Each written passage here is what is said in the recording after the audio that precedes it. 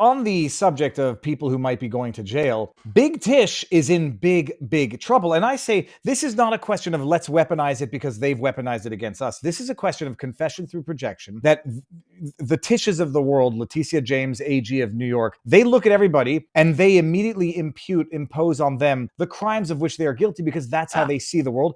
And that's where confession through projection came from. That if you listen to people make ridiculous allegations against yourself or somebody you know enough about to know that the allegation is ridiculous, assume that they are confessing their own crimes by projecting them onto other people, because the telltale heart always beats loudly, and people have a need to confess, and they'll often confess by who and what they're accusing others of.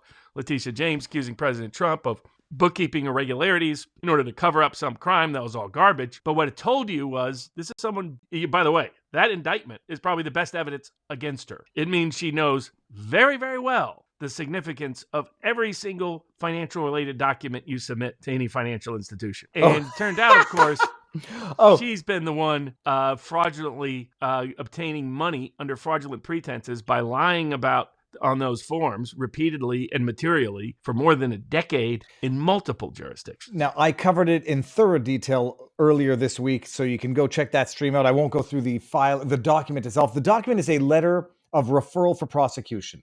And in the letter, it alleges that Big Tish Letita James lied about a Virginia home that she had, a Norfolk, Virginia property, as being her primary residence when she was the Attorney General of New York. It couldn't be, because in order to be the Attorney General, you need to have your primary residence be in the state in which you're serving as AG, which was New York. She lied about that. Well, and where else has the state Attorney General made that claim? I'm going to feel stupid for not being able to get it.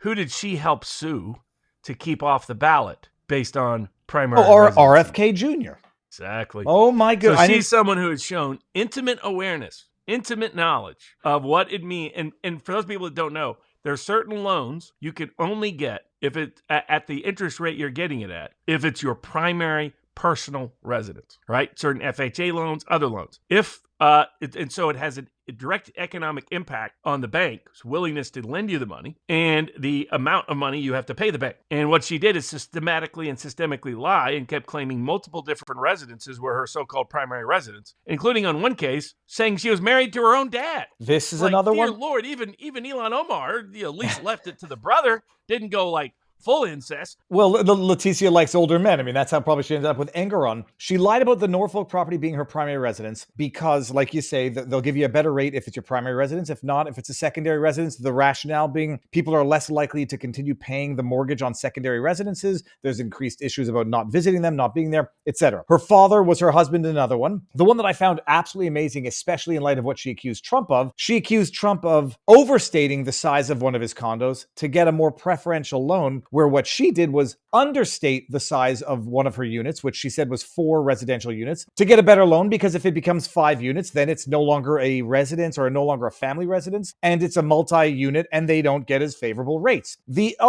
hilarity that she actually lied about the size allegedly to get a better rate, whereas Trump was overstating, which means that he would pay more for insurance, pay more in the in all respects. Hilarious. But someone had asked the question, is this not a case also where there's no plaintiff, there's no one who was wronged by it, assuming that she paid everyone back?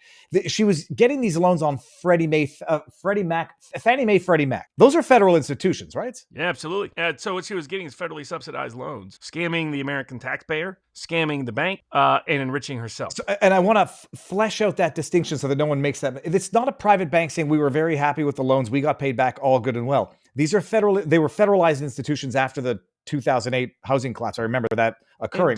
And the other difference is, in those cases, they said they would have made the same loan on the same terms if Trump had disclosed things even differently. By contrast, there's no dispute she would have not either got the loan or it would have been a higher interest rate.